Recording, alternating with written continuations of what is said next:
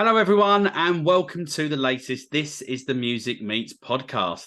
On episode 70, I'm delighted to be joined by Ryan and Danny from Leicester four-piece Gazelle, who are just days away from releasing their fantastic new single, Lady Blue Sky.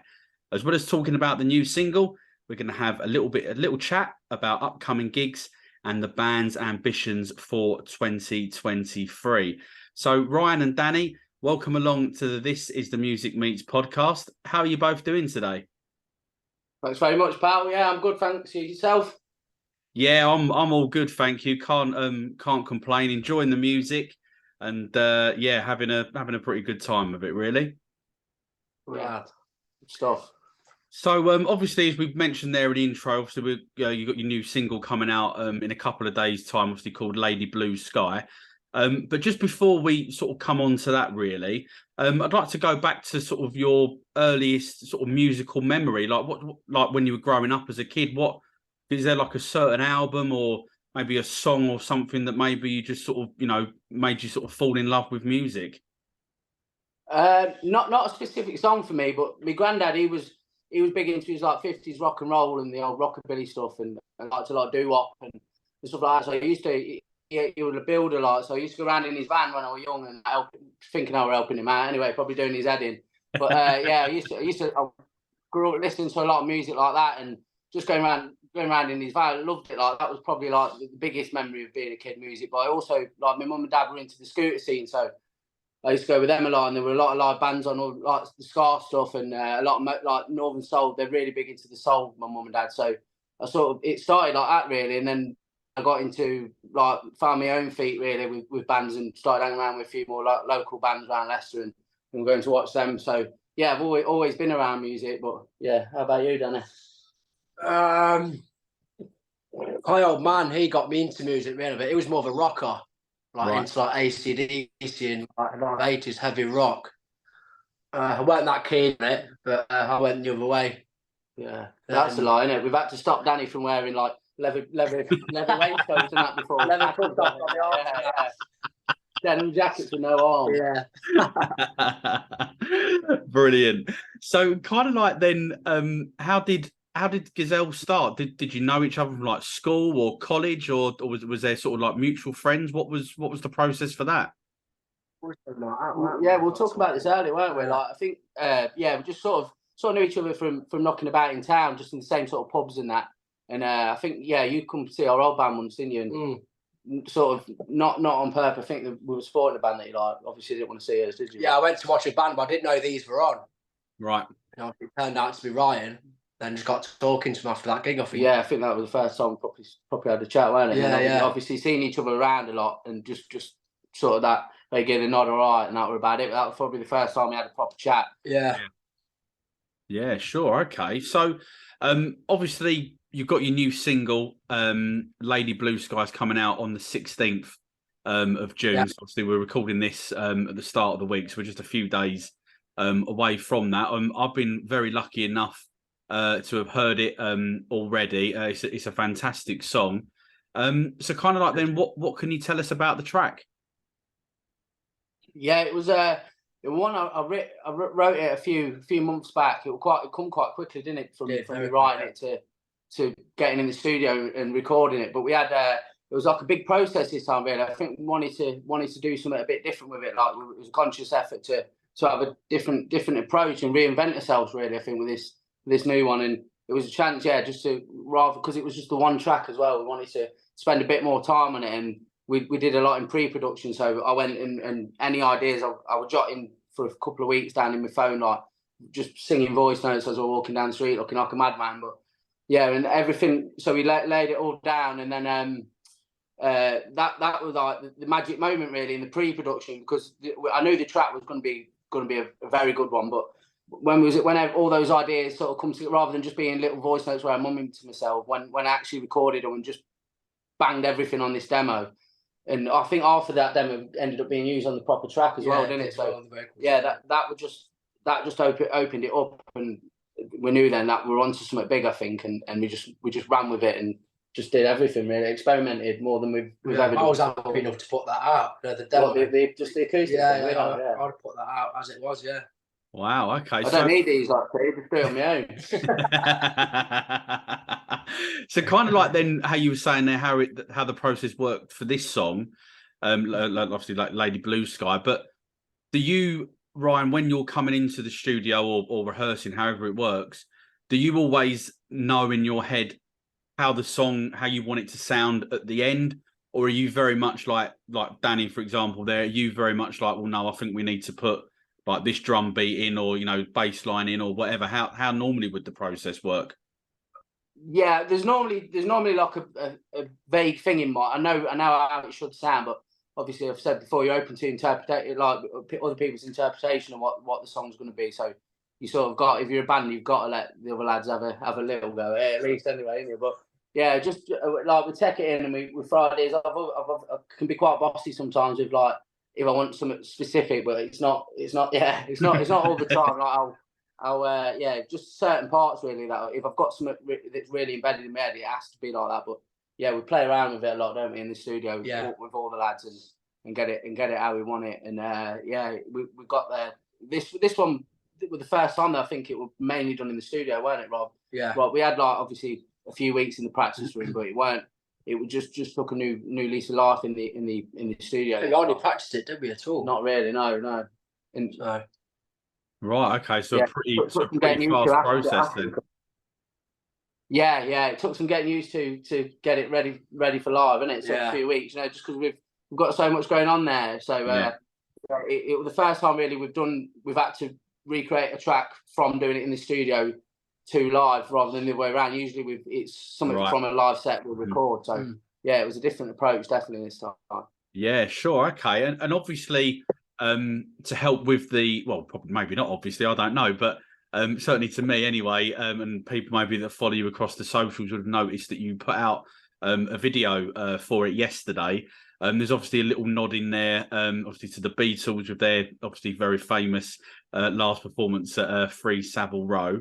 So kind of like then, obviously they're a massive influence for you guys, but kind of like then, how did the idea for the video come about, and obviously whereabouts did you record it? Yeah, I normally we go quite mad with the videos, don't we? We like to do something a bit different. Like we've done the Cowboys, we've done the First World War trenches. Just an excuse to dress up and act like kids again. Really, I think we're all like dress up as the twins. Yeah, like when we done the arcade video, like it was just our mates like shooting each other for half hour. Right? It was like the director was going mad trying to get us all to do something. We're all like that. But we enjoy doing something like that, a bit different. It's always a good day, and it's like it's starting to turn into a bit like Carry On Gazelle now, I think. But yeah, we enjoy. I think with the Beatles one, it was because we had them originally the track. It was just a riff when I come up with it, and it reminded me of Revolver, to be like something off Revolver originally. It doesn't now, but at the time it had that sort of vibe, something off like the '66 sort of era Beatles.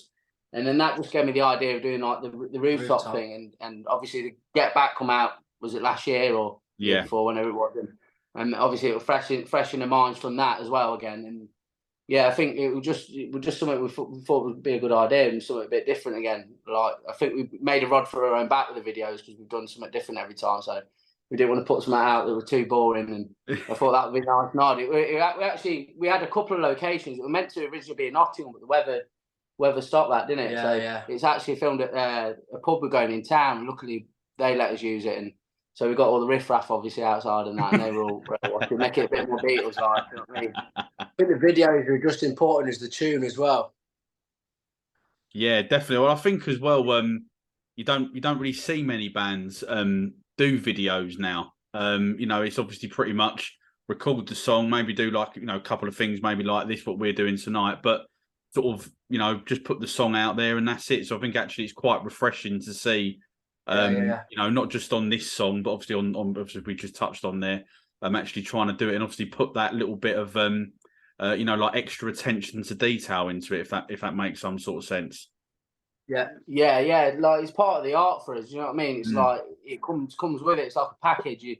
It's obviously the way the band look, the way the band sound, and I think it's a big thing. Yeah, the music videos and the part of that appeal to people. What you want to.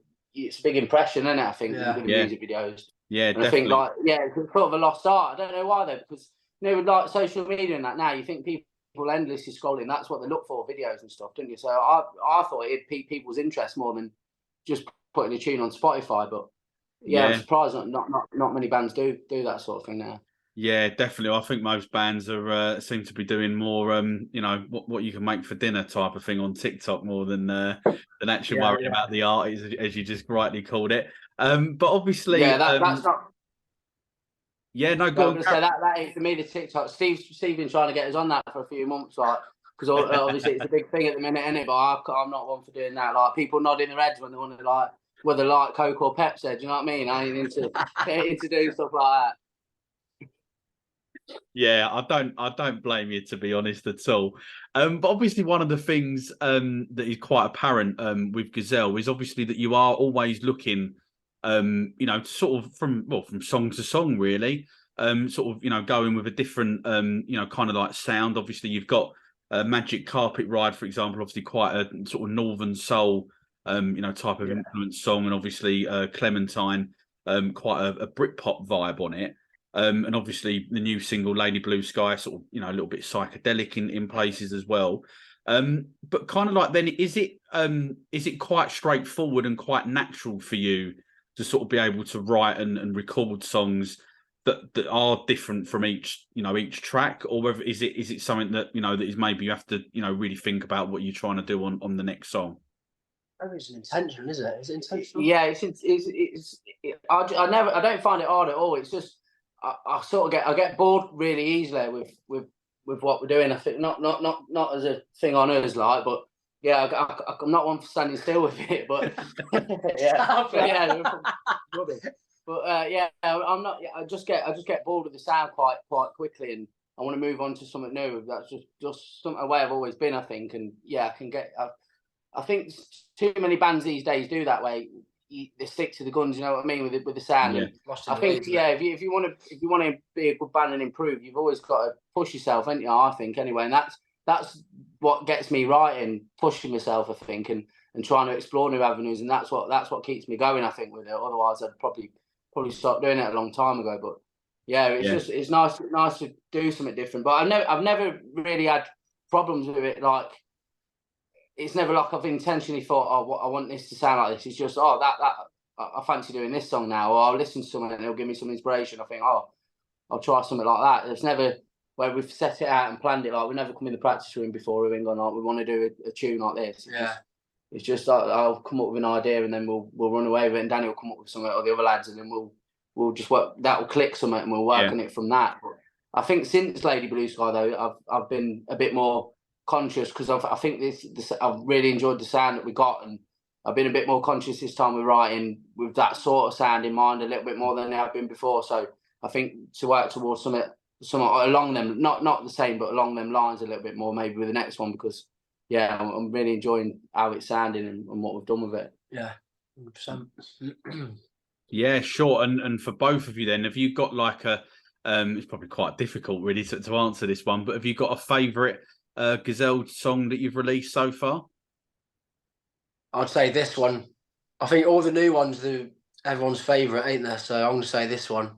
Yeah, sure. Just because how different it is in that, you know what I mean? Yeah, probably mine. I think you say that every time you have a new release, you sort of that as an artist, you think that anyway, don't you? But I think this one, but I've got like a soft spot for Magic Carpet Ride as well, and Diamond Eye. That's a big one, especially live. I think that's my favourite live, because everyone got this thing where like the old crowd like go along with the riff, and that's another level, isn't it? When they're playing like the big headline gigs, that's like you get a proper buzz off of that. So yeah, they're two strong favourites of mine as well. But yeah, Lady Blue Sky, we're all agreed on that, aren't we? Yeah. There we go. Okay, so we heard it here first. So let's talk about gigs. You've obviously got quite a few that are coming up in the pipeline over the summer. But obviously last week you were up in Sheffield at Mosfest. So how was it for you guys? Enjoyed the day out. The whole day was good. It was decent to watch like quite a few new bands that we ain't watched as well before. Do you know what I mean? So yeah, and there's a lot of other bands that had never watched us. Yeah, it was good for Got to- networking, wasn't it? Yeah, Like, it was. with Yeah, other yeah. bands. But yeah, really well run. I think it was the way they stage. Obviously, they're good lads. They can't do enough for you when you're there and that. And usually when you're at a festival, it's like a lot of faffing around. You know, just getting in there. Even it takes you a while getting all your things stuff sorted. It was quite quick. I was surprised how quick and easy we were. Really well, we were back there and on the beer straight away. Do you know what I mean? So. It didn't take long. It was really well run, and but I had a good day out. Yeah, really good day out. Yeah. Yeah, well, that's the most important thing, isn't it? Getting on the beer. Yeah, You've got the priorities right there. Well, Danny can't remember the set. That's why he had nothing to say about that. Brilliant, and obviously, you've got coming up. You're playing the OMC music venue, aren't you, in Leicester on the 15th of July, and I believe it is an all-dayer. As well, and we're going to put the ticket link in the episode bio as well. So after you listen to this podcast, make sure you get yourself a ticket for that. But obviously, we've spoken obviously being up in Sheffield. But how much are you looking forward to a hometown show? I'm really looking forward to it. Yeah, I've never played outdoors before either, so this is like the first outdoor show we've done. Right. Okay. So the atmosphere will be a bit different. We've done stuff like festivals and festivals, like as in our own headline gig. But yeah, it was something we've been wanting to do something a little bit different for ages, because we've done like the O2 and that in Leicester, and we've done that a few times now. It was just something we wanted to do something a little bit different, and like I say, like with the music, you don't want to keep doing the same thing. And just the idea of an all-day thing has come up quite a few times with us, and we've had chats about doing something. We had discussions about doing something on a boat and all sorts, I know, castles and. But the budget didn't quite stretch so far to this castle. So we decided this OMC. It used to be a pub. It's literally across the road from our practice room as well. Yeah. So we used to go drinking there a lot when it was called the Foresters, and we used to that's where before we ever got together. That was the place we met the other lad, Danny Crawler. That's the one. But yeah, before we that's where we met them too, and they'd obviously been in another band before, and that we walked over to Scratch Room and we had a couple of beers there, so it's quite poignant in that way as well. It was the place the band first met, but when it was different, that was just a car park then, and I seen a gig there the other week, and I thought this is the place. You know what I mean? They've got a big stage, big outdoor bar. And there's room for a lot of people, so I think it no brainer to me. Like that was what we've been talking about for ages to do, and as soon as I seen it, I messaged our manager Steve and went, I think this is the place, mate. And we're gonna have DJs on all day, aren't we? I think Danny might have got the decks after. I'll be spinning, mate. Yeah, it'll just be one Oasis tune after another. That's what we'll get. Well, there's nothing wrong with that in my view, so you go for it, mate. And obviously, after Leicester, you're going up to Lincoln, at Southside, aren't you? Up there on the 5th of August. Is that your first gig in that part of the world as Gazelle? What was that, mate? Sorry, I lost you there. Oh, so obviously after the Leicester gig on the 5th of August, you're obviously going up to Southside, aren't you, in Lincoln? Is that the first time that Gazelle have been in that part of the world for a gig? No, I played there a few times. Yeah, we've actually got a really good following in Lincoln. When did we play? Was it Alicat first time? A place called the Alicat. Yeah, there's a place called the Alicat Club, but it ain't there no more. It's been closed down. So I don't think they had another venue, but they've changed made a church into a venue. Right. Okay. Yeah. So that's going to be. Yeah, it'd be really good. Yeah, we had that first gig we done. It was our first tour we ever done. We'd done like about 12 dates, didn't we? Yeah. It was like one of the first ones. We weren't sure how it was going to go down, but we'd been played. Lincoln City Football Club put a few of our tunes on there, like goals highlights and stuff. Yeah. And from that on Twitter, I think it was, wasn't it? It sort of got like a big.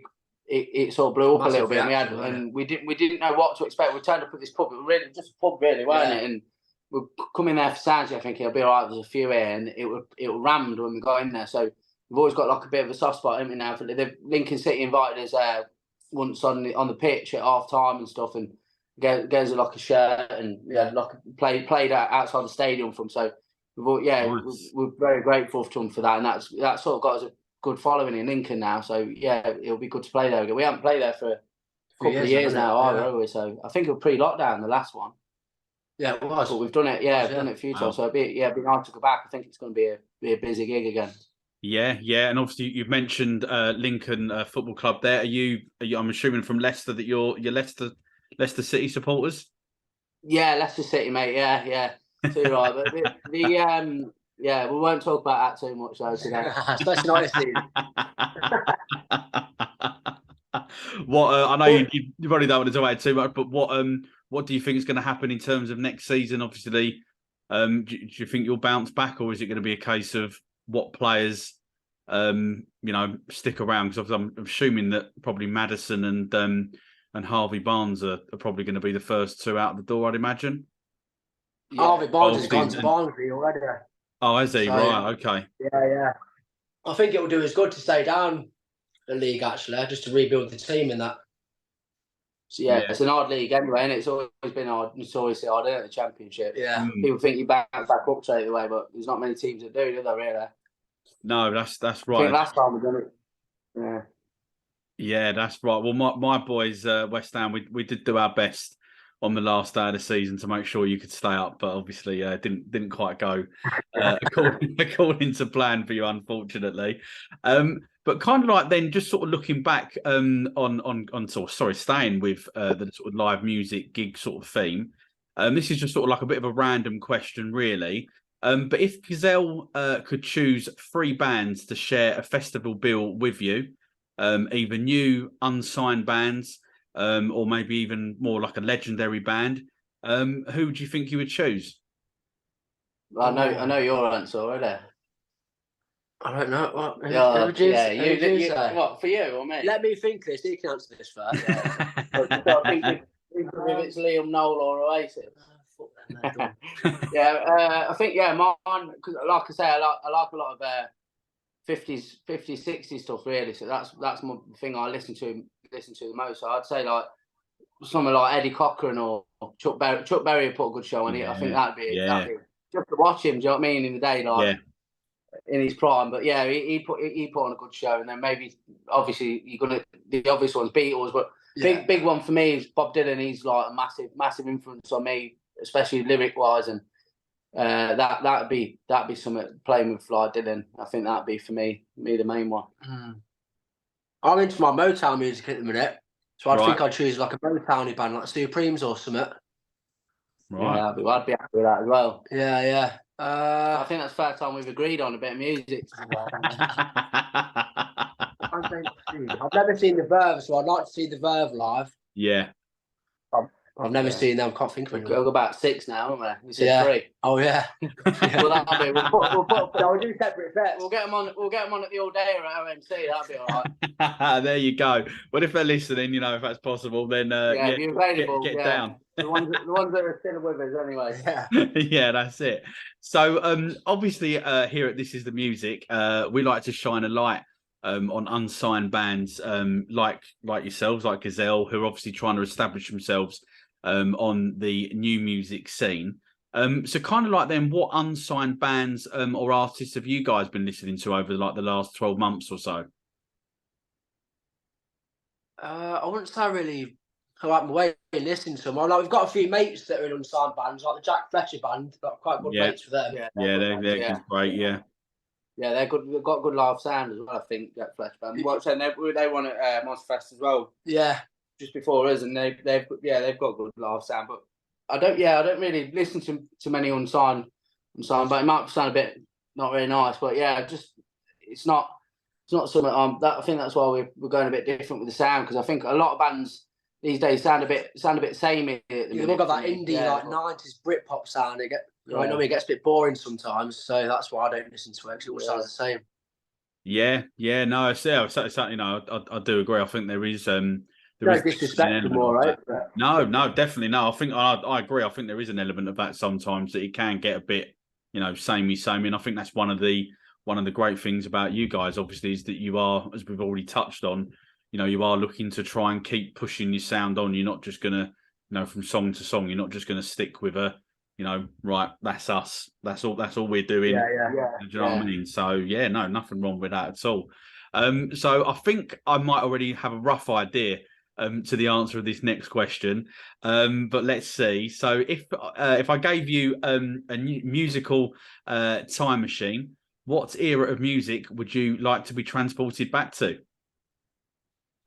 It was the 80s, 90s for Danny, isn't it? There are a lot of good bands about in the 90s, to be fair, weren't there? But I think I've got into a lot of old bands through Ryan, to be fair. He's shown me like loads of old bands I've never even heard of.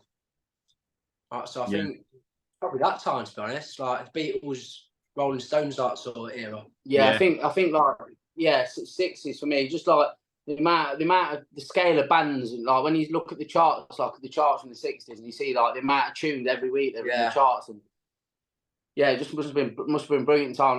Like I've asked my grandma, she used to go and watch, like she's seen the Beatles and the Stones and that in Leicester, and just asking her the stories, like brilliant. Just the time, like the coffee bars and listening to music. You know, like now it's a bit like everyone's got their phone, like it's just throw away in it. You know, like you have to go and actively seek out music and get in the coffee bars, get on the jukebox, listen to the newest records, and that must have been brilliant. Yeah, like just more of a social time, I think, than it seems to be nowadays. But probably for me, like the 60s really. We're obviously always gonna be that, but I think even for bands like there's a band called Legay that on Lady Blue Sky we've got John. His name is John Knapp. He was a guitarist and played the keys with a band called Legay in the 60s, which was quite a big Leicester band. They were signed to had a couple of singles out, and they did very well. But yeah, just when he tells us, like when we've sat in the studio and he's told us stories before about like them supporting the Who, and he actually watched the Beatles as well. On the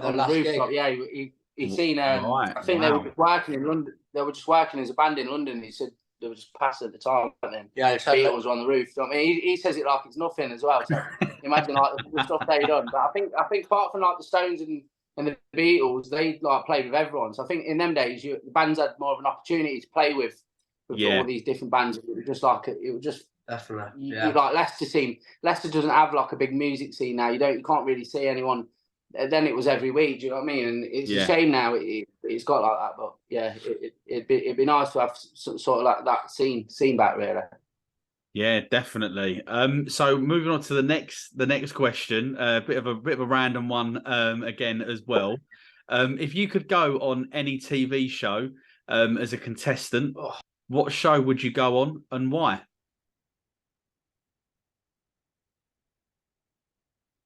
What was that, mate? Sorry. Yeah, sorry. I was going to say I was going to say I'm not sure that you quite heard that one there. But if you could go on any TV show as a contestant, what show would you choose and why? I'd go on The Chase. Oh, I love the Chase. Yeah. Yeah, I think me and Brad will get on quite well. I think you'd struggle on that though, Danny, to be fair. Yeah, just give me the easy questions and I'll fly through it, mate. Yeah, I'll go on The Chase. Well, that tipping point's quite good, actually. Yeah, I like that. That's a good one. Yeah, I like that. Yeah, nice. His name is, I don't know what his name is, but I don't really watch much telly, to be fair, but I'm not. I don't know. You've got a countdown. I reckon. Yeah. There you go. Yeah, I ain't very good at maths, though. To be fair, that's more one for you, Danny. Yeah, The Chase for me. Brilliant, great stuff. So I'd love to see him on that. To be fair, that made my year. That would seeing Danny pop up on just one day randomly on the telly. We'll have to make it happen now. It's got to be done. Yeah, get like an hashtag going on Twitter. I'll leave you to it, mate. Sort it out. Brilliant. So obviously we've spoken a little bit about the plans, like the immediate plans and sort of short-term plans as well that you've got for this year, but sort of looking across the rest of the year, what else is in store for Gazelle?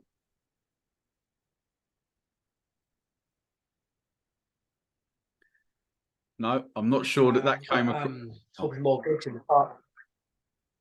Yeah. We've got a few more gigs lined up for the end of the year, but like we're not announcing them yet, so they're under wrap at the minute. But so now hopefully back in the studio soon. Yeah, we'll get some start more. working on some other stuff.